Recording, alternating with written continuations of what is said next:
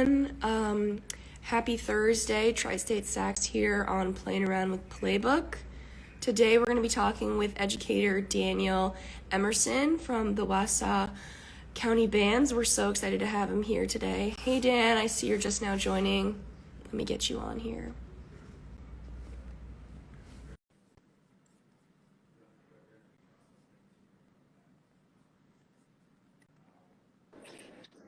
Hi. Hello. Hi, how's it going? Good. How are you? I'm good. I think we're gonna go ahead and start without Sammy. He's still at the booth at the All right. conference for right now, but it's so great to meet you. My name is Trista, also known as Tri-State Sax, if you've seen our lives before.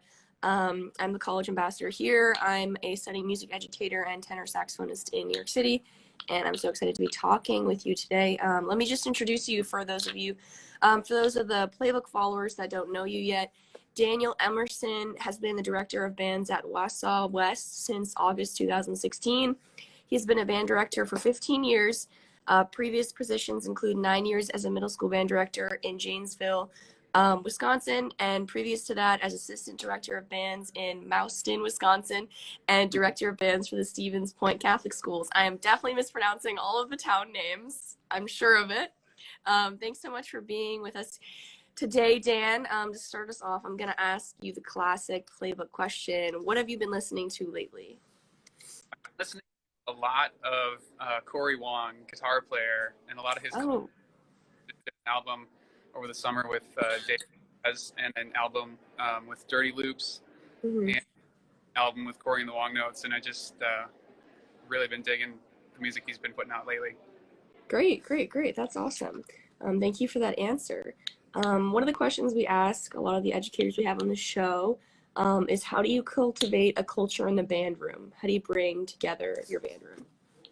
That's a great question. I think, at least in the Wausau West band room, a lot of it is based on student leadership and student choice, and having students be mentors to those younger than them. So we've developed that a student leadership program, and so a lot of things come down to that, being led by students and giving students choice around what it is that they're playing. It's not always that case. Obviously, we can't let them choose everything we do, but giving them a level of choice, I think, is so critical in getting that buy-in from them. Awesome. Thank you for that. So what are your mantras for when you're feeling low in terms of teaching and struggling with your students? Man, that's a good question. So, it's coming back to basics and just getting something to, like, if we're in jazz, just coming back to, like, let's just play something easy and get it to swing and get it to groove and get it to feel good. If we're working on something that's a more challenging piece and we're struggling with it, or, maybe they haven't put in enough time at home on their individual pieces of the puzzle, it can feel like pulling teeth in a rehearsal situation. So coming back more to basics and just creating some music together so that we can have that positive feeling as an ensemble and that positive feeling as a group that we're creating something meaningful together. Yeah, definitely. So do you have a favorite project that you've worked on so far as band director at Wausau?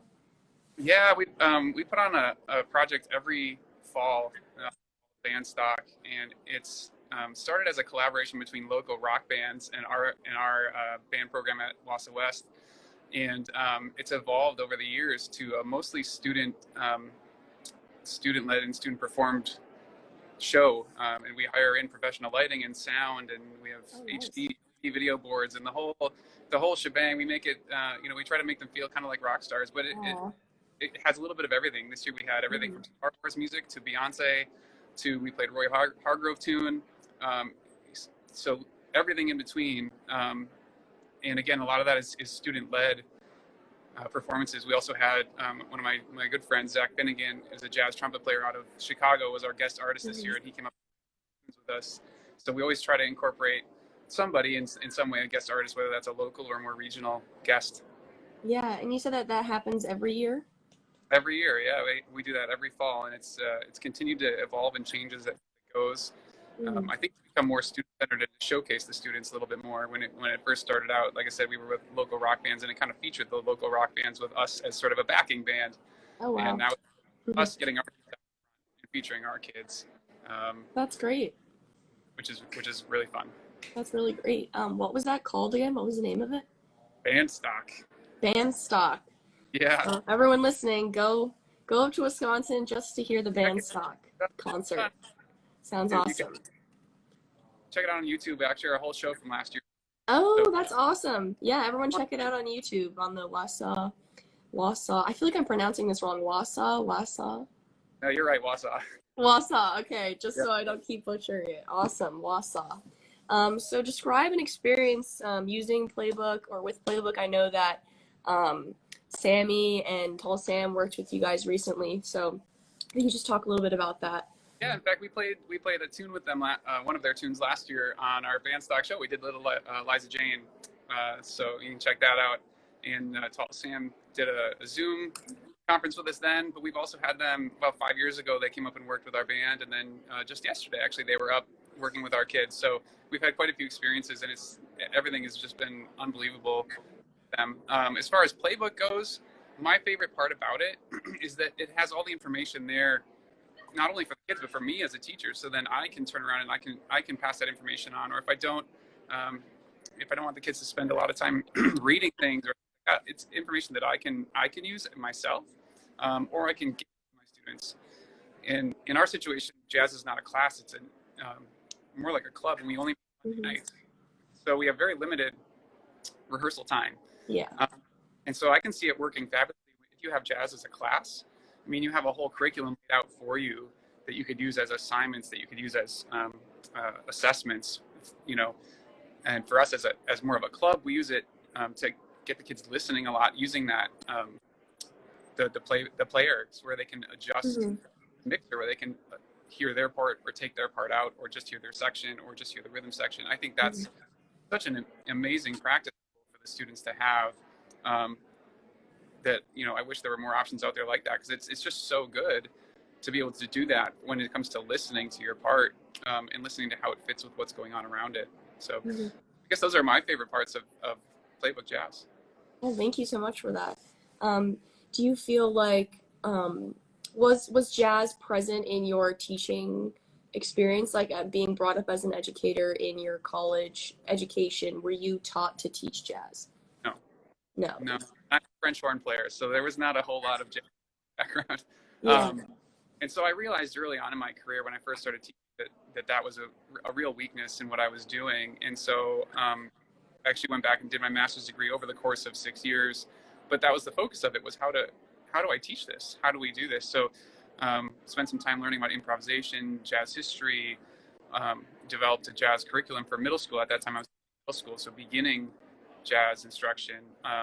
And it's just kind of gone from there. And I still use all of that information, but it was, I think that's one thing that's definitely an issue with a lot of our collegiate programs across the country, is that if we can have students graduate with a degree in instrumental music education who are expected to go out in the real world and teach jazz, but they're not required to learn about it in college, it doesn't seem like that's a good strategy. Yeah, definitely. I would say that Playbook is a great alternative for that, because it caters to the teachers and the students. It teaches you how to teach the students. Yeah. And I've heard a lot as an educator from friends who are not comfortable teaching jazz because they never played in jazz, and they didn't learn about teaching jazz. And so they go, well, I don't do that, or I don't teach improvisation. Yeah, I don't do that. Sorry. I don't do that. It's just not something I do. But I think it is something they can do. And I think Playbook makes it so much more accessible for those, especially for those educators who are thinking like, hey, this is a weakness in my teaching. This is such a huge resource for them to be able to use with their students, so that they can feel comfortable teaching improvisation and teaching the different styles of jazz.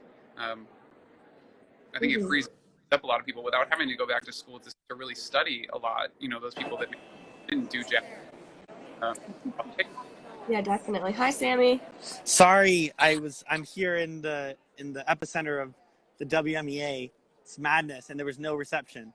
Dan is the man. I'm late, but it's awesome still. So All good. Thank you for joining us, Sammy.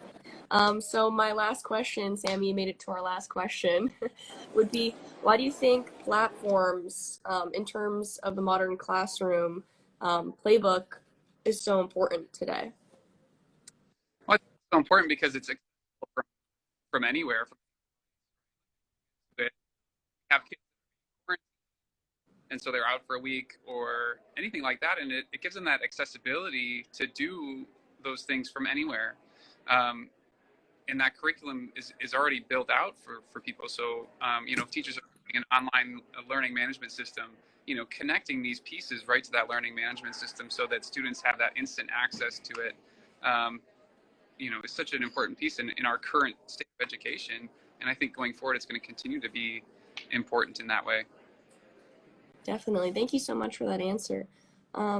Everyone, keep following Dan at Wausau County Bands. And thank you so much for being here today, Dan.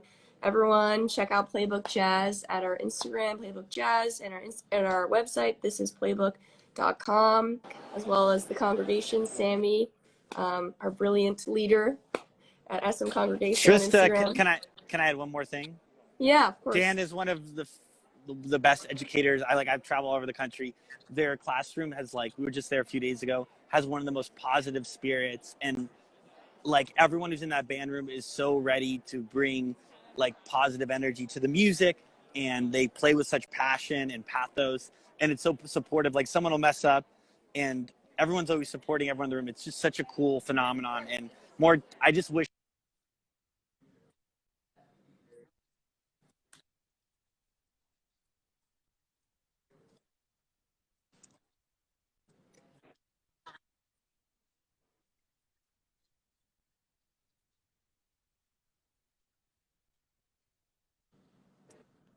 Yeah, I appreciate that, Sammy.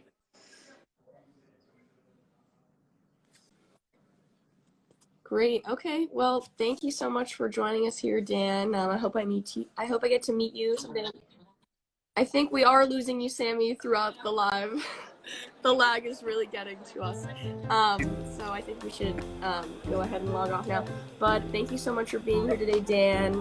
Thank you, Sammy, for chiming in. Good luck with the rest of the conference, and thanks everyone else for chiming in. My pleasure. You good? All right. Bye-bye.